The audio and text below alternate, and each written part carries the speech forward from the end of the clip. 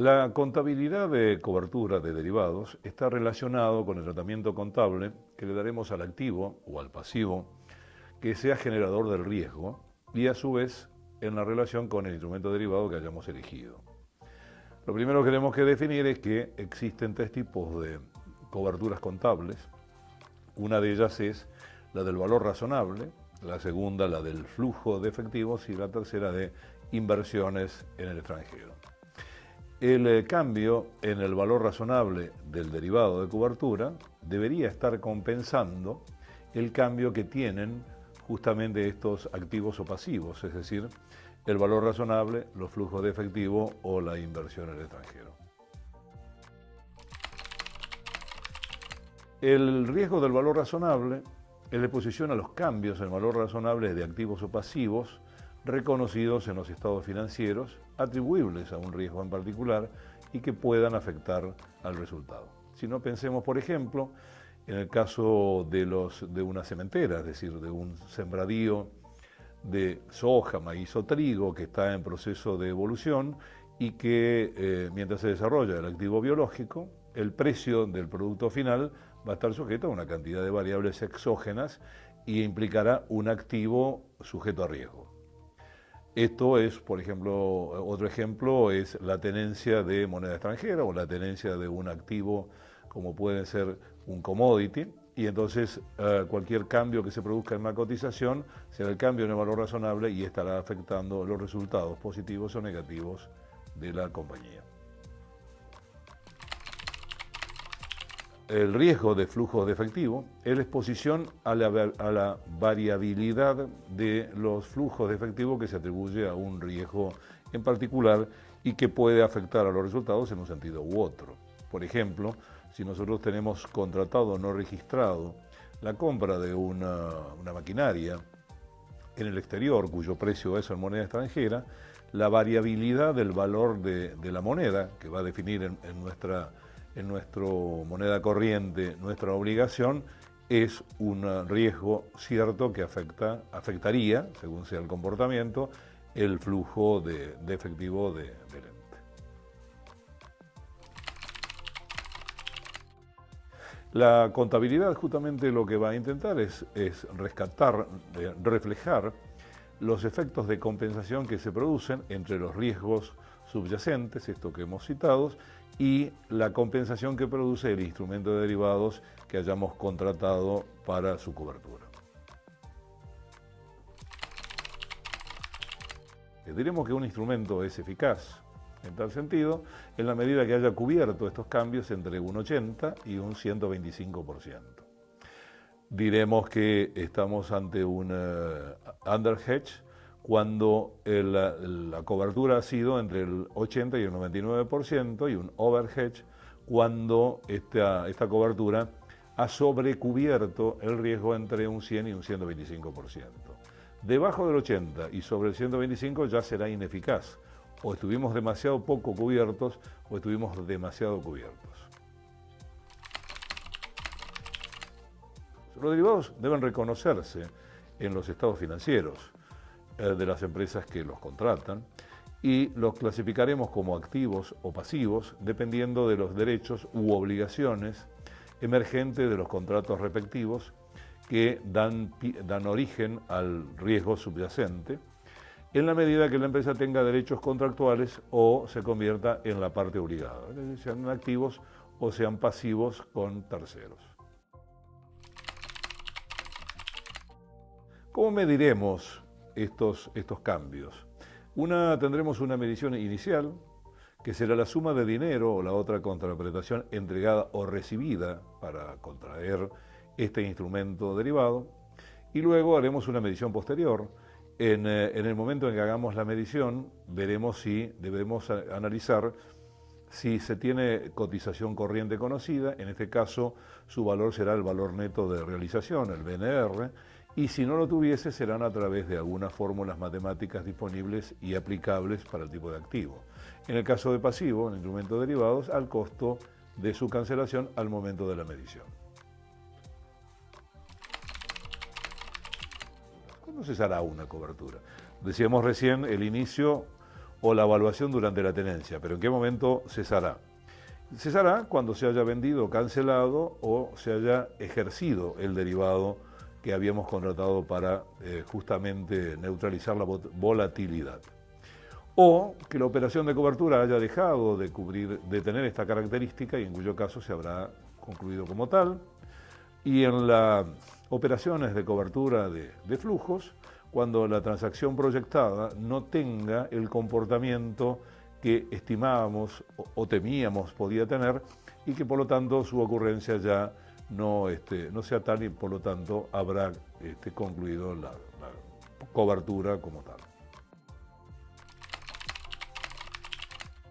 ¿Cómo imputaremos cada uno de los resultados que hemos estado citando de las operaciones de cobertura según sea su característica y según el tipo de riesgo que se intenta cubrir? Así diremos, primero, que habrá instrumentos derivados que no tengan la característica de coberturas y que no califican como tal, o porque no son cobertura o porque no son eficaces. Recordemos que eficaces entre 80 y 125%. En dicho caso, el ingreso o el costo que produzca el derivado será imputable al resultado del ejercicio. En cambio, si estamos ante un instrumento de derivados que reúne las características de cobertura, deberemos analizar ante qué tipo de riesgo subyacente estamos. Si es el riesgo en el cambio en el valor corriente, como decíamos por ejemplo, la tenencia de bienes de cambio, el resultado se imputará al resultado del ejercicio. Si en cambio estamos cubriendo riesgo del flujo, debemos primero, entonces, antes de registrar, analizar si la cobertura es eficaz a ese momento o no lo es. Si es eficaz, constituiremos una reserva en el patrimonio neto y si en cambio no es eficaz, la imputaremos al resultado del ejercicio. En el caso del flujo de efectivos, aparte de eficaz, deberemos analizar si estamos ante underhedge, debajo del 100%, en cuyo caso todo el cambio se registra en el patrimonio. Será una reserva para neutralizar los cambios futuros que debemos reconocer. Y si se trata de un overhedge, es decir, sobre el 100% eficaz, la porción inefectiva, es decir, aquella variación del derivado que exceda el 100% de la posición cubierta y no supera el 125%, lo imputaremos al resultado. Los cambios en la medición contable del instrumento derivado, reconocidos en el patrimonio neto mediante la constitución de una reserva, se reclasificarán o devengarán en los resultados de los ejercicios en los cuales el activo subyacente o partida cubierta afecte dichos resultados, porque allí neutralizaremos el resultado con esta reserva que habíamos constituido durante la vigencia del derivado. Y por último, el riesgo de la inversión neta en entidad extranjera, que será eficaz, imputaremos al patrimonio neto. Si dicha cobertura no fuese eficaz, será imputado al resultado del ejercicio.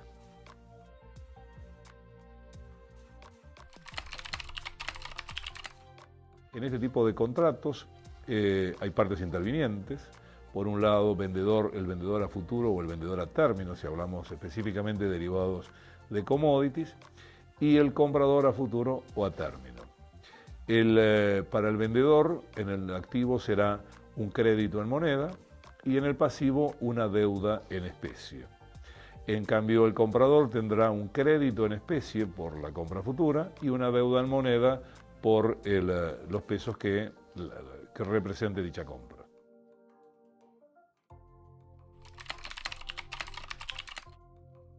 Haremos un breve resumen sobre la registración de las operaciones en derivados con commodities, en donde va a mediar la especie, y en ese caso diremos que existen primero dos partes contratantes, un vendedor de la especie, cuyo activo será el crédito en moneda futura a recibir por la especie y su deuda será la especie vendida.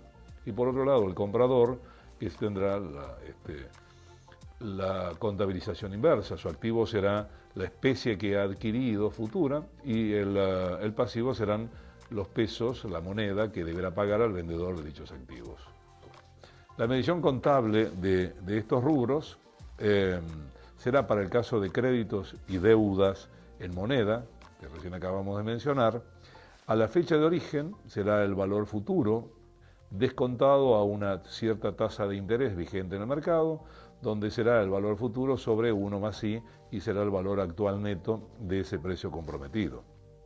A una fecha intermedia será el valor de origen más los intereses devengados desde ese momento y hasta el momento de la medición.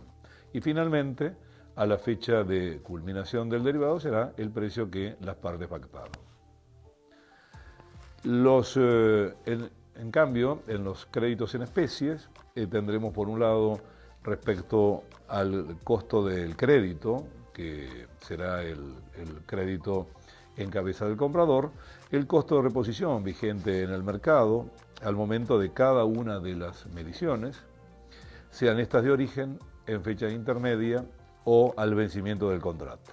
Será el valor de cotización, el BNR, más los gastos de compra en el mercado. La deuda en especie, que será la que mantiene el vendedor que ha pactado esta operación de futuro, si ya posee los bienes a entregar, será el valor que les ha asignado en el activo, es decir, a su BNR, más los gastos necesarios para poner los bienes a disposición del comprador. Si no los posee, será el costo de reposición vigente en el mercado a la fecha de la respectiva medición, o lo que será lo mismo, el valor de cotización más los gastos de compra en el mercado. Dicho de otra forma, el conocido valor neto de realización o BNR. Resultados para el vendedor. El resultado financiero positivo, conocido desde el origen de la operación, proveniente del crédito monetario. El resultado por tenencia del pasivo en especie, a conocer al final de la operación, salvo que haya adquirido antes de esa fecha los bienes a entregar, en fecha intermedia haya cancelado su posición vendedora. En estos casos, el resultado por tenencia se devengará solo hasta la fecha de las aludidas compras o cancelación de su posición, respectivamente, que es cuando cesa el contrato de cobertura. Y para el comprador, el resultado será negativo, conocido desde la fecha de la operación, proveniente de la deuda monetaria, porque recuerden que estamos hablando del el valor descontado y entonces habrá un valor negativo por el interés devengado. Resultado por tenencia del crédito en especies, al conocer al final de la operación, salvo que en la operación, en la fecha intermedia, durante el ejercicio el mismo haya sido cancelado, en cuyo caso el resultado será el devengado hasta la fecha de cancelación de la cobertura, o la finalización de la cobertura, o el cese por su reversión.